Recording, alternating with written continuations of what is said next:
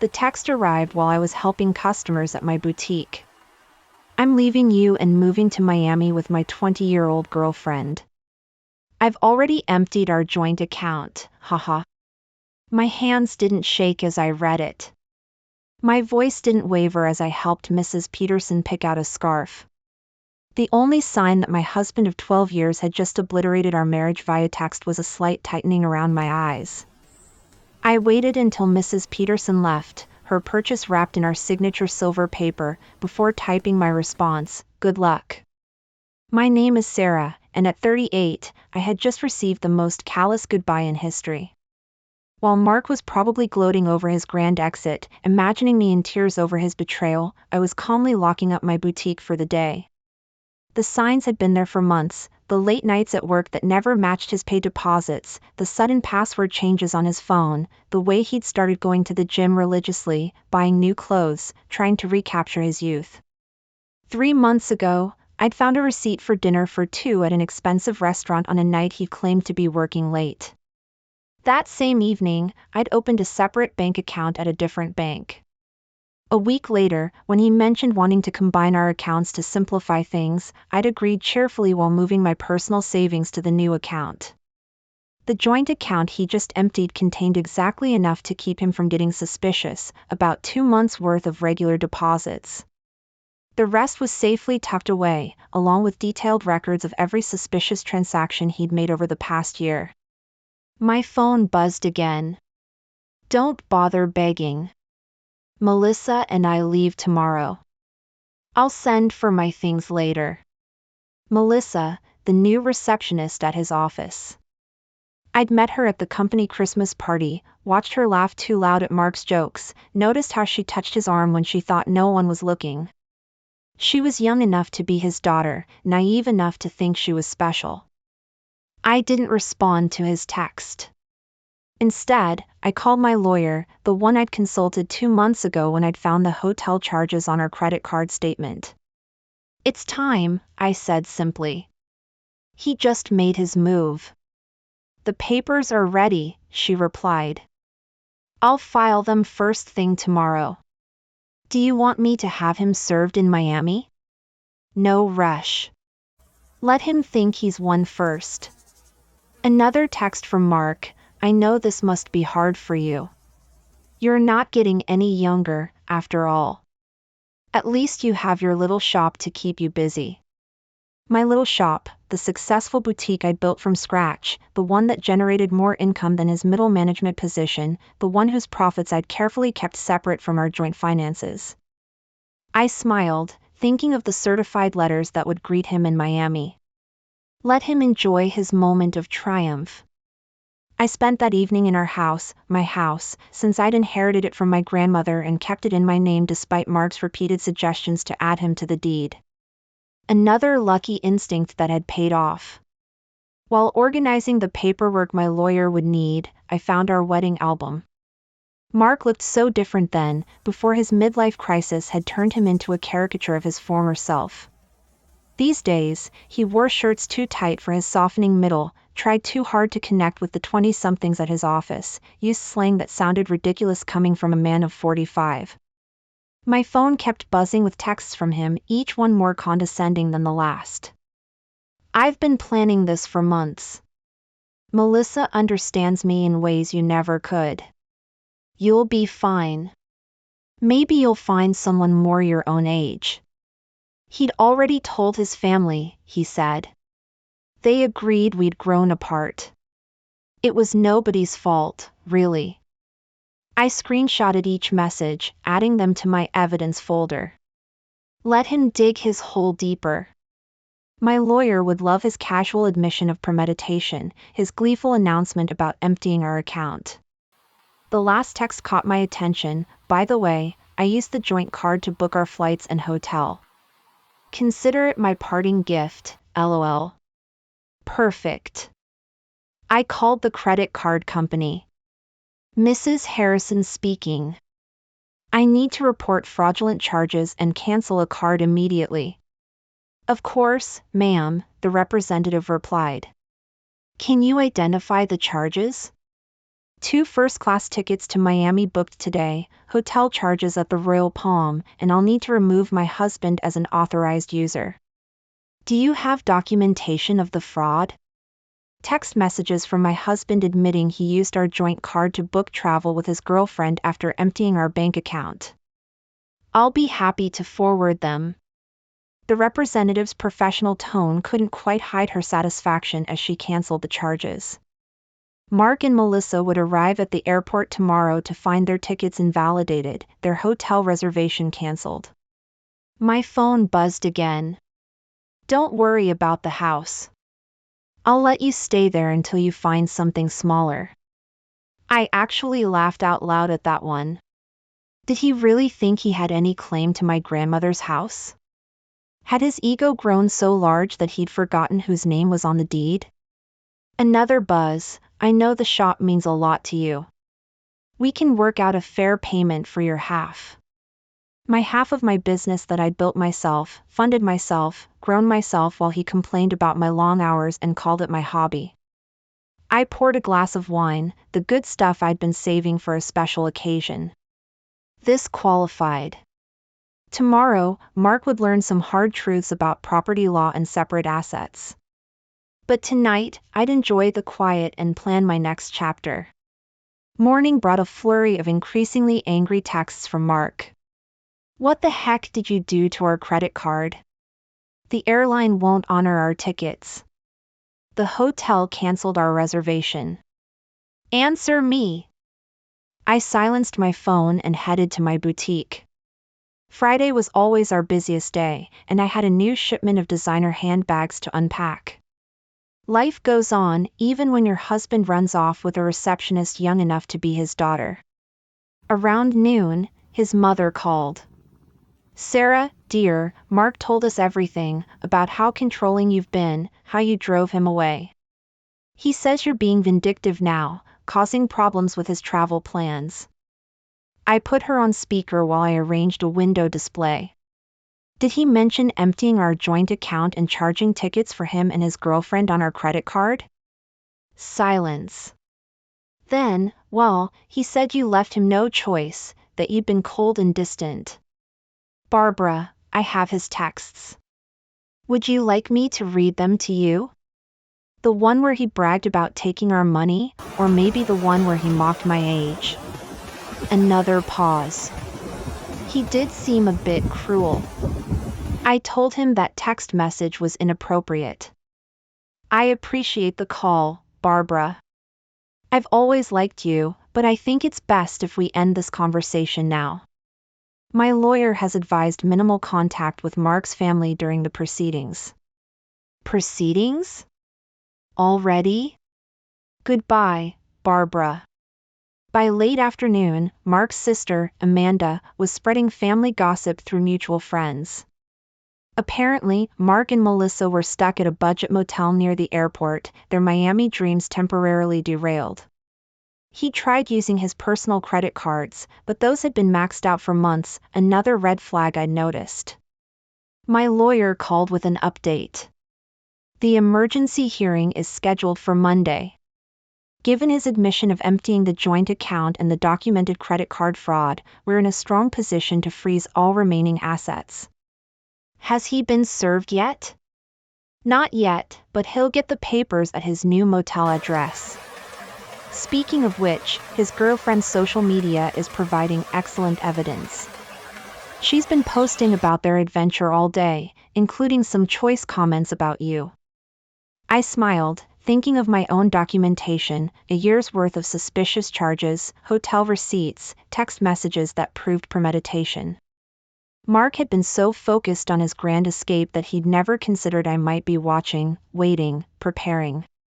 My phone buzzed with another text. You think you're so smart, but I made copies of all the boutique's financial records. Half that business is mine. I forwarded the text to my lawyer, adding it to the growing file of Mark's mistakes. Let him learn the hard way about separate assets and business ownership. Sometimes, the best revenge is simply being prepared. The emergency hearing on Monday was everything I could have hoped for. Mark showed up in his new young wardrobe, designer jeans too tight for his age, a blazer that screamed midlife crisis. Melissa waited outside, her youth painfully obvious under the harsh courthouse lighting. My lawyer presented our evidence methodically, Mark's gleeful text about emptying our account, his credit card fraud, his documented history of hidden expenses, each piece carefully collected over months of quiet observation. Your Honor, Mark's hastily hired lawyer attempted, my client admits to some rash decisions, but Mrs. Harrison's actions have been vindictive and calculating. Calculating? My lawyer countered. You mean prudent. My client protected her separate assets and maintained detailed records of her husband's suspicious behavior. That's not vindictive, that's smart business. The judge reviewed my documentation, the separate property deed to the house, the boutique's incorporation papers in my name only, the careful separation of business and personal finances that Mark had always complained about. Mr. Harrison, the judge addressed Mark directly, you admitted via text message to deliberately emptying a joint account and using shared credit cards to fund a trip with your girlfriend. Do you deny this? Mark shifted uncomfortably. I was just trying to make a clean break. By committing financial fraud? The judge raised an eyebrow. And now you're claiming rights to property that documentation shows is clearly separate from marital assets? The business grew during our marriage, Mark's lawyer tried again. My client is entitled. The business was established before the marriage, my lawyer interrupted, and Mrs. Harrison maintained strict separation of business and personal finances throughout. We have documentation of every penny invested and earned. I watched Mark's face as reality started sinking in. He thought this would be easy, empty our accounts, run off with his girlfriend, maybe claim half my business in the divorce. He'd never bothered to understand my insistence on keeping things separate, had mocked my careful bookkeeping as obsessive. The court finds sufficient evidence of financial misconduct, the judge announced. All shared assets are frozen pending final dissolution. Mr. Harrison is ordered to return any funds removed from joint accounts within 24 hours. But that money's gone, Mark protested. We spent it on. Then I suggest you find a way to replace it, the judge cut him off. And Mr. Harrison, the court takes a very dim view of using shared credit cards to fund adventures with paramours. Outside the courthouse, I heard Melissa asking Mark about their Miami plans. His response was lost in the sound of my heels clicking confidently across the marble floor, heading back to the business he'd never understood or respected. The next few weeks brought a string of increasingly desperate moves from Mark. He tried claiming the boutique had been his idea, that he'd invested money in its early days, even suggested he'd been my business partner all along, claims quickly disproven by my meticulous records. He's getting desperate, my lawyer observed. His girlfriend's social media shows they're staying at her studio apartment now. Apparently, living on a receptionist's salary isn't quite the glamorous escape he imagined. Mark's family started reaching out, their tone markedly different from their initial accusations. We had no idea, his sister Amanda admitted. He told us you'd been cold, controlling, that he needed to escape. But then we saw his texts, the way he bragged about taking your money. That's not the brother I thought I knew. His mother called again, this time in tears. The things he said about your age, about replacing you with someone younger, I raised him better than that. I thought I did, anyway. I let their calls go to voicemail. Their support might have meant something weeks ago, but now it felt like rats deserting a sinking ship. The boutique thrived, ironically boosted by local gossip about my situation. Women started coming in specifically to show support, often leaving with far more than they'd planned to buy. My ex tried something similar, one customer confided while buying a designer handbag. Thought he'd take everything in the divorce. Men like that never expect us to be smarter than them. My phone still buzzed occasionally with texts from Mark, his tone swinging between anger and manipulation. You've ruined everything. I never meant to hurt you. You'll regret being so vindictive. Can't we work something out? That business would be nothing without my support. I forwarded each message to my lawyer without responding. Let him dig his hole deeper. Through the grapevine, I heard Melissa was having second thoughts. Apparently, sharing her studio apartment with a middle-aged man who couldn't afford his own place wasn't the romantic adventure she'd imagined. The age gap that had seemed exciting during secret hotel meetings felt different in the harsh light of reality. She posted about toxic relationships and learning from mistakes yesterday, my lawyer mentioned during an update call, and removed her relationship status this morning. I almost felt sorry for Mark, almost. But then I remembered his haha after telling me he'd emptied our account, the casual cruelty of his comments about my age, the way he'd assumed I'd be helpless without him. Instead of pity, I felt something else, pride. Pride in my foresight, in my quiet strength, in my ability to protect myself while he underestimated me. The final divorce hearing painted a very different picture from Mark's imagined triumph. Gone was his cocky attitude, replaced by barely concealed panic.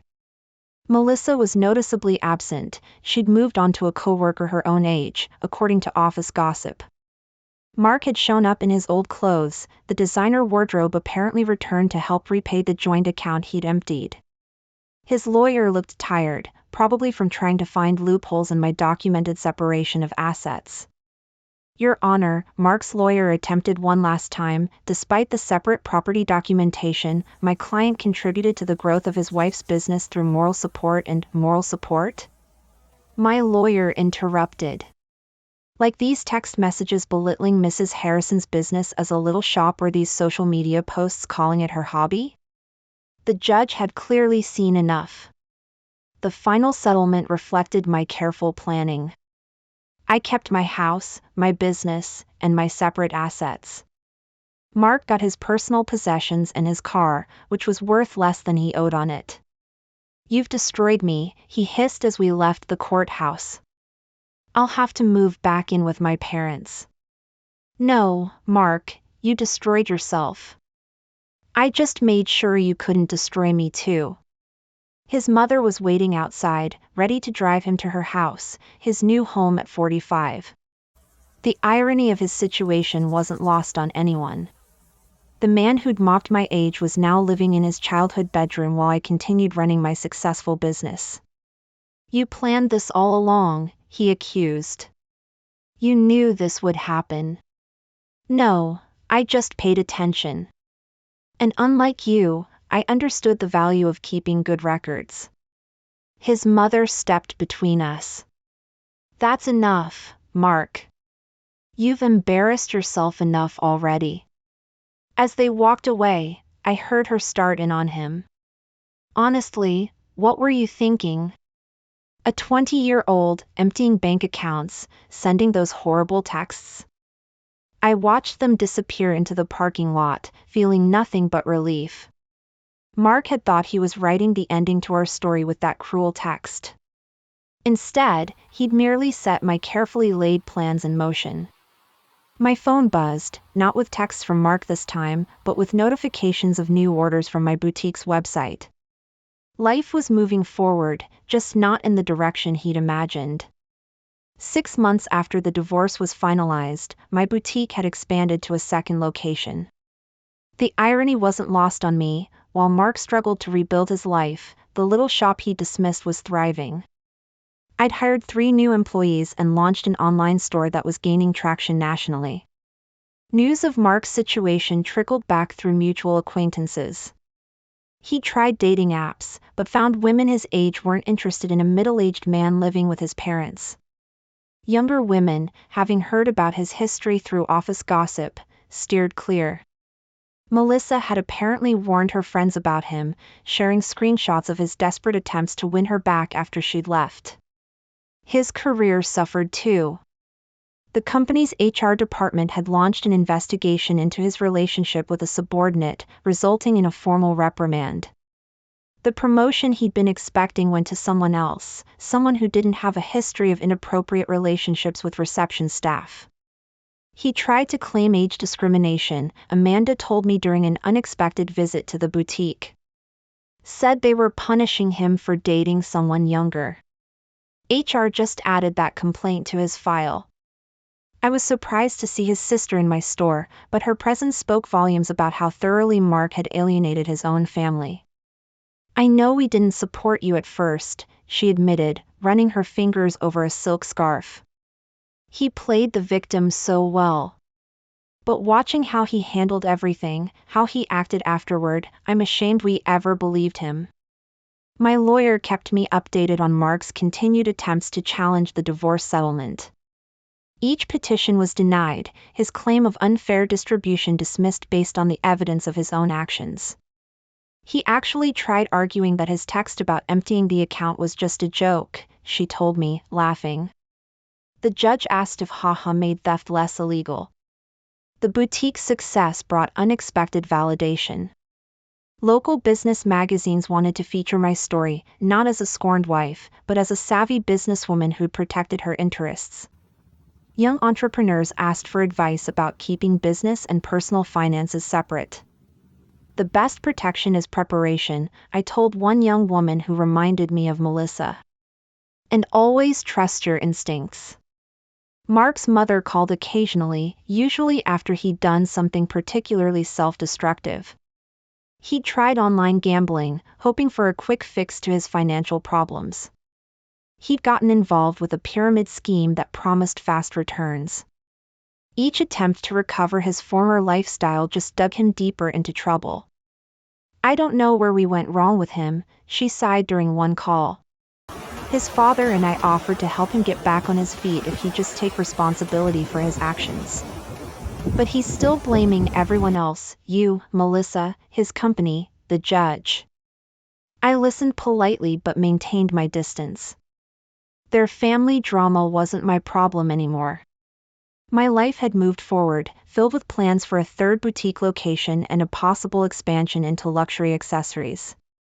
The only reminder of Mark's impact on my life was a framed screenshot hanging in my office, his final text before I blocked his number. Have fun with your little shop. At least it'll keep you busy in your old age. Below it sat my latest business award, proof that sometimes the best revenge is simply succeeding on your own terms. 1 year after the divorce, I hosted a grand opening for my third boutique location. The event attracted local media, and the story they wanted to tell wasn't about my failed marriage, it was about a successful businesswoman expanding her brand. Mark's betrayal had become a mere footnote in my success story. During the event, Melissa unexpectedly walked in. She looked younger than ever, or maybe I just felt that much stronger. She shifted uncomfortably, clutching her purse like a shield. I owe you an apology, she said quietly. I believed everything he told me, about how you were cold, controlling, how you didn't support his dreams. Then I watched him try the same manipulation tactics on me when things got tough. I continued arranging a display of designer sunglasses. Those weren't his dreams, Melissa. They were escapes. There's a difference. I know that now. She paused, then added, he tried to move in when you froze the accounts, thought my studio apartment would be temporary. After 2 weeks of him complaining about the size of my closet and suggesting I take out a loan for a bigger place, I understood what you meant about the difference between dreams and escapes. I actually laughed at that. Let me guess, he had big plans but no way to fund them? Exactly. Everything was going to work out once his investments paid off, once he got that promotion, once his cryptocurrency definitely increased in value. She shook her head. I'm dating someone my own age now. We have student loans and a small apartment, but at least we're building something real. After she left, my assistant manager whispered, was that the girlfriend? No, I replied. That was just another woman who learned the same lesson I did. Speaking of lessons, I gestured to a young couple examining our designer handbags. Let's talk about your idea for expanding our accessories line. The boutique had become more than just a business. It was a symbol of independence, of resilience, of the power of preparation. Young entrepreneurs often sought my advice, and I always emphasized the importance of protecting their assets. Mark's mother called one last time, not to discuss Mark but to thank me. "You taught our family an important lesson," she said, "about enabling bad behavior, about making excuses for cruelty." Mark's still living at home, still blaming everyone else for his problems, but we're not defending him anymore. That's your legacy to our family, showing us the difference between supporting someone and enabling them. I thought about that legacy as I reviewed plans for a fourth location.